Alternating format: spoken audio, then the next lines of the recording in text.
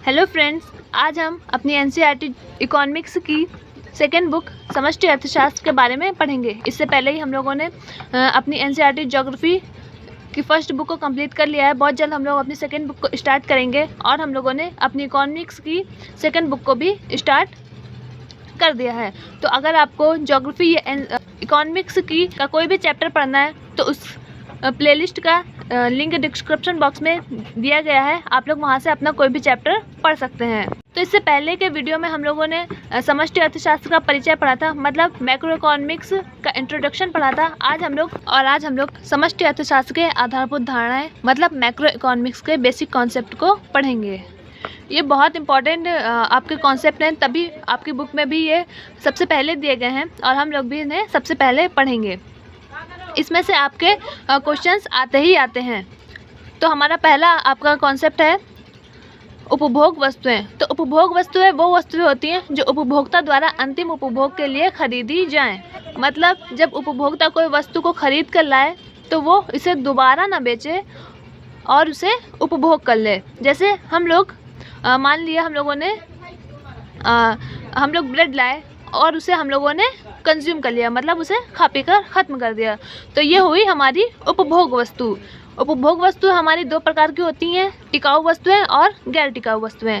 टिकाऊ वस्तुएं में हमारा वो वस्तुएं आती हैं जो कुछ समय तक हमारे पास रहती हैं, जैसे कि कार, स्कूटर और हमारा फर्नीचर हो गया, ये सब चीज़ें। और गैर टिकाऊ वस्तुएं में वो वस्तुएं आती हैं हमारी जो हम लोग इस्तेमाल कर कुछ ही समय में ख़त्म कर देते हैं, जैसे साबुन, फल, सब्जी, जिन्हें हम लोग 1 से 2 बार ही प्रयोग करते हैं और वो ख़त्म हो जाती हैं। इन्हें हम लोग कहते हैं गैर टिकाऊ वस्तुएं। अब है हमारा दूसरा कॉन्सेप्ट उत्पादक वस्तुएं। अभी हम लोगों ने उपभोग वस्तुएं पढ़ी थी, अब हम लोग उत्पादक वस्तुएं पढ़ेंगे। तो उत्पादक वस्तुएं हमारी वो वस्तुएं हैं जो एक फर्म द्वारा उपभोक्ता वस्तुओं के उत्पादन करने के लिए प्रयोग करी जाती हैं। जैसे कि हम लोगों ने एक ब्रेड का एग्जाम्पल लिया था, तो हम लोग एक ब्रेड का ही यहाँ पर एग्जाम्पल लेंगे। हम लोगों ने इस वाले ब्रेड को अपने ही परिवार में खा पी कर ख़त्म कर दिया था, लेकिन उत्पादक वस्तु ये कब बन जाएगी? जब इस ब्रेड का हम लोग सैंडविच बनाकर बेच देंगे, इसके मूल्य में हम लोग वृद्धि कर देंगे और इस वस्तु को हम लोग दोबारा बेच देंगे।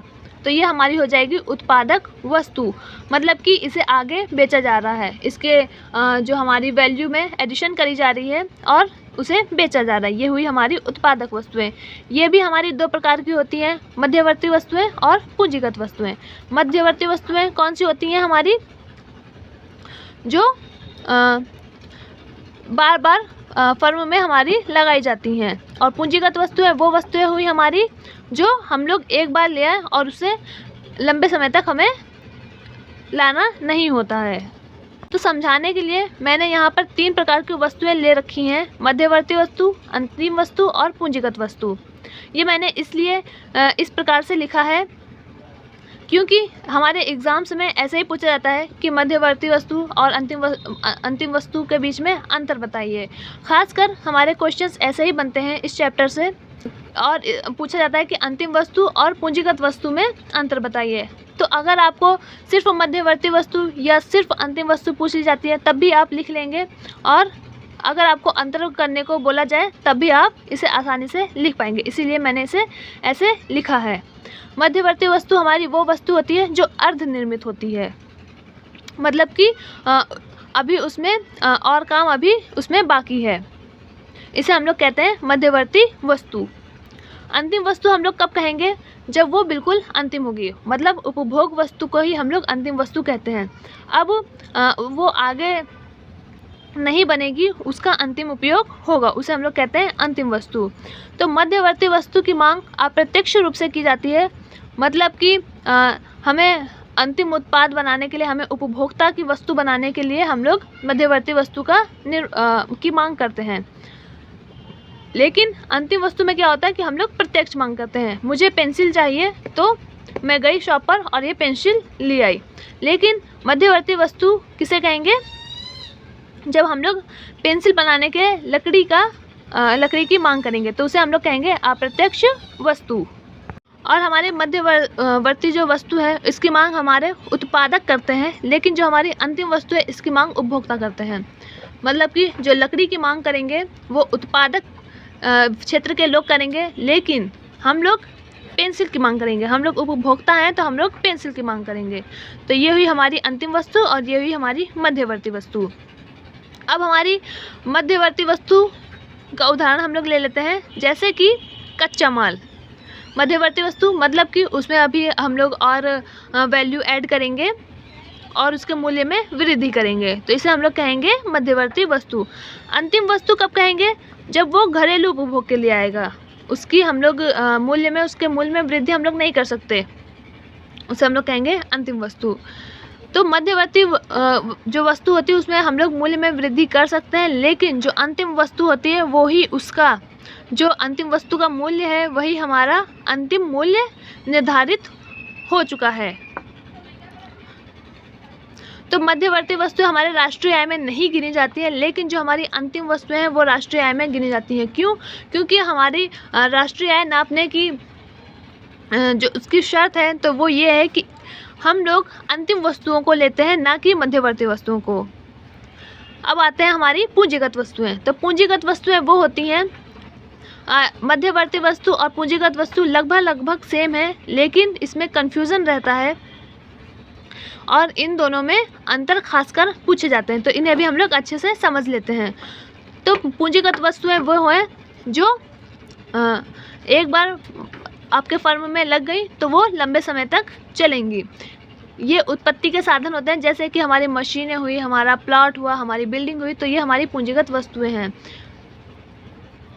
ये अस्थिर और स्थिर होती हैं। इनकी मांग अप्रत्यक्ष रूप से करी जाती है, मतलब कि हम लोग डायरेक्ट इनकी मांग नहीं करते हैं। जब हम लोगों को जब पेंसिल की मांग करी जाएगी तो हमारी पूंजीगत वस्तुओं की भी मांग करी जाएगी।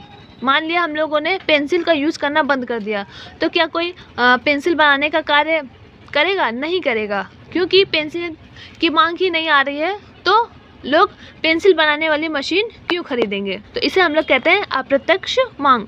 मतलब कि जब हमारी प्रत्यक्ष मांग से हमारी अप्रत्यक्ष मांग प्रभावित हो रही है। पूंजीगत वस्तुएं भी हमारी उत्पादक के द्वारा मांगी जाती हैं। ये दो प्रकार की होती हैं, स्थिर और अस्थिर। स्थिर वस्तुएं वो वस्तुएं हैं जैसे कि मान लिया हम लोगों ने एक स्कूल बनाया, तो जो हमारी बिल्डिंग है और जो वहाँ का फर्नीचर है वो हमारी स्थिर वस्तु है। लेकिन अस्थिर वस्तु कौन सी हुई? जो चौक आएगा, डेस्टर आएगा, हमारे रजिस्टर आएंगे, तो ये अस्थिर पूंजी हुई। मतलब कि इनकी हमें बार बार कीमत चुकानी पड़ रही, हमें बार बार मंगाना पड़ रहा है बाहर से, तो इसे हम लोग कहेंगे अस्थिर पूंजी। और फर्म में जब जो हमारी बिल्डिंग होती है, जो हमारे प्लॉट होते हैं, मशीन होती है, ये हमारी स्थिर पूंजीगत वस्तु होती हैं। और जो हम लोग कच्चा माल मंगाते हैं, हमें बार बार कच्चे माल की ज़रूरत होती है, उसे हम लोग अस्थिर पूंजी कहते हैं। इसके मूल्य में कमी होती रहती है, जैसे जैसे हम लोग इसका प्रयोग करते हैं इसके मूल्य में कमी होती रहेगी। कमी को हम लोग डिप्रिशिएशन कहते हैं, जो हम लोग आगे पढ़ेंगे। ये राष्ट्रीय आय में शामिल नहीं करी जाती है। राष्ट्रीय आय में सिर्फ हमारी अंतिम वस्तु ही शामिल करी जाती है, इसमें पूंजीगत वस्तु और मध्यवर्ती वस्तु को शामिल नहीं किया जाता है। अब हमारा अगला कॉन्सेप्ट है स्टॉक और प्रवाह। तो जैसे हमें नाम से पता चल रहा है, स्टॉक मतलब रुका हुआ, प्रवाह मतलब कि बह रहा है। इसमें भी खासकर अंतर ही पूछा जाता है, तो मैंने यहाँ पर अंतर के जैसे हम लोग अंतर करते हैं उसी रूप में मैंने यहाँ पर लिखा है।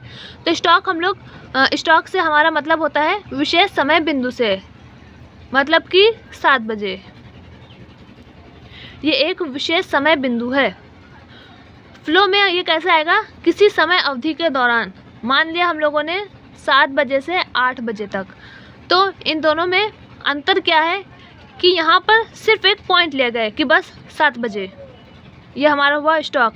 फ्लो 7 से 8 बजे के बीच या 7 से 8 के बजे के दौरान, तो ये हमारा आ गया फ्लो में।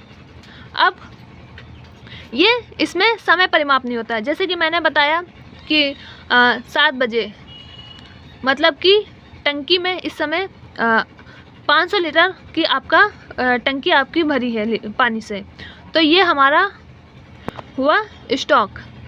लेकिन फ्लो कब कहेंगे हम लोग?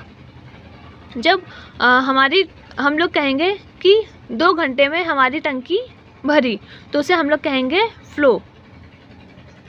तो स्टॉक और फ्लो में मुख्य अंतर यही है कि इसमें किसी समय विशेष को लिया जाता है, मतलब कि अगर 7 बजे कहा गया तो सिर्फ और सिर्फ 7 बजे, ना इधर ना ही उधर। फ्लो में हमें समय अवधि के बीच का अंतर दिया जाता है, जिसे हम लोग फ्लो कहते हैं।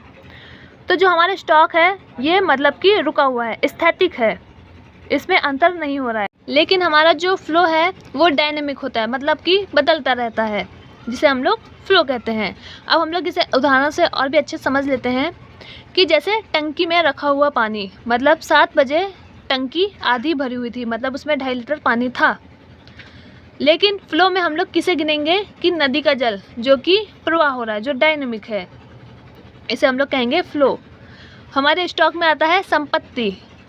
इस समय पर मेरे पास 500 रुपये हैं, ये हुआ स्टॉक। लेकिन इस महीने की मेरी इनकम 2000 रुपये है, वो हमारा आएगा फ्लो में। इसमें एक मतलब कि 1 से 30 दिन के बीच का अंतर है, इसे हम लोग कहेंगे फ्लो।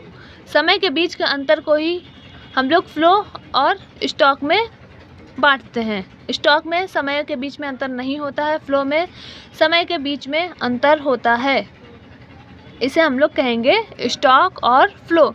और हमारा लास्ट जो बेसिक कॉन्सेप्ट है वो है हमारा विनियोग, जिसे हम लोग निवेश भी कहते हैं। विनियोग, निवेश या इन्वेस्टमेंट। तो इन्वेस्टमेंट हम लोग किसे कहते हैं? पूंजी के स्टॉक में वृद्धि। मान लिया हम लोगों के पास कोई कंपनी है, वहाँ पर 10 मशीनें काम कर रही हैं, हम लोगों ने वहाँ पर 2 मशीनें लाकर और लगा दी, तो हम लोग के जो पूंजी का स्टॉक है उसमें वृद्धि हो गई, इसे हम लोग कहेंगे निवेश। पूंजी मतलब निवेश कुछ नहीं है, सिर्फ पूंजी निर्माण की प्रक्रिया है। जो हम लोगों के इस कंपनी से जो उत्पाद हमें प्राप्त होगा उससे हमें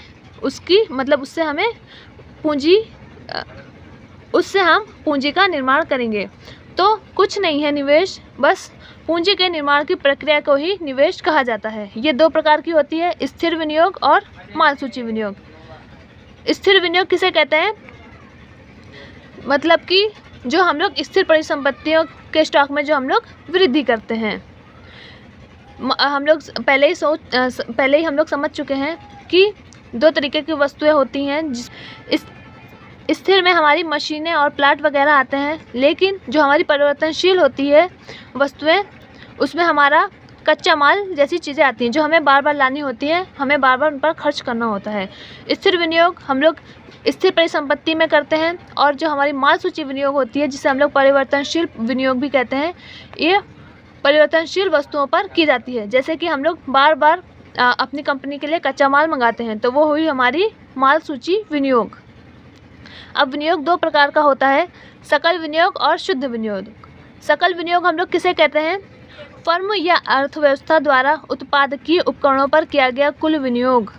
मतलब कि कोई कंपनी है, इस पर जितना भी हम लोगों ने इन्वेस्ट किया वो सब हमारा हुआ सकल विनियोग। सकल विनियोग का हमारा फॉर्मूला क्या है? GI = शुद्ध विनियोग प्लस मूल्यह्रास।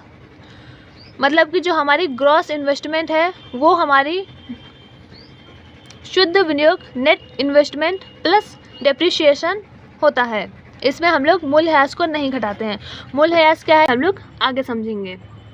शुद्ध विनियोग क्या होता है? जब हम सकल विनियोग से मूल्यह्रास को घटा देते हैं तो हमें शुद्ध विनियोग प्राप्त होता है। मतलब कि शुद्ध विनियोग net investment = gross investment minus depreciation. जब हम लोग मूल्यह्रास को ग्रॉस इन्वेस्टमेंट से हटा देते हैं तो वो हमारा बन जाता है शुद्ध विनियोग। तो अब हम लोग समझते हैं घिसावट या मूल्यह्रास किसे कहते हैं। तो जो उत्पादन प्रक्रिया में स्थिर परिसंपत्ति में जो मूल्य में कमी होती है, जो उसमें घिसावट होती है, उसे हम लोग कहते हैं डेप्रिसिएशन। मान लिया हम लोगों ने 2005 में कोई फैक्ट्री लगाई और हम लोगों ने 5 मशीनें वहाँ पर कार्य करने के लिए लगाई। तो जैसे जैसे ये मशीनें काम करेंगी, इनमें घिसावट होगी, टूट फूट होगी, तो ये मशीनें हमारी पुरानी हो जाएंगी। मतलब कि इनके मूल्य में हमारे कमी हुई है, तो इन्हें हम कहेंगे मूल्यह्रास या घिसावट। हम लोग एक अपना एग्जांपल ले लेते हैं। हम लोगों ने स्कूटी खरीदी होगी या साइकिल खरीदी होगी। जब हम लोगों ने खरीदी होगी तो हमें साइकिल 3,000 की या 5,000 की मिली होगी। लेकिन अब जब हम उसे बेचने जाएंगे तो वो हमारी मुश्किल से 1500 या 1,000 की बिकेगी, मतलब कि उसके मूल्य में कमी आई है। तो इसे ही हम लोग कहते हैं घिसावट या मूल्यह्रास। वो पुरानी हो गई है, अब उसे लेने में कोई भी इंटरेस्ट नहीं है, तो इसी को हम लोग कहते हैं मूल्यह्रास। मतलब कि चीज़ों में टूट फूट और जो घिसावट होती है उसे ही हम लोग मूल्यह्रास कहते हैं।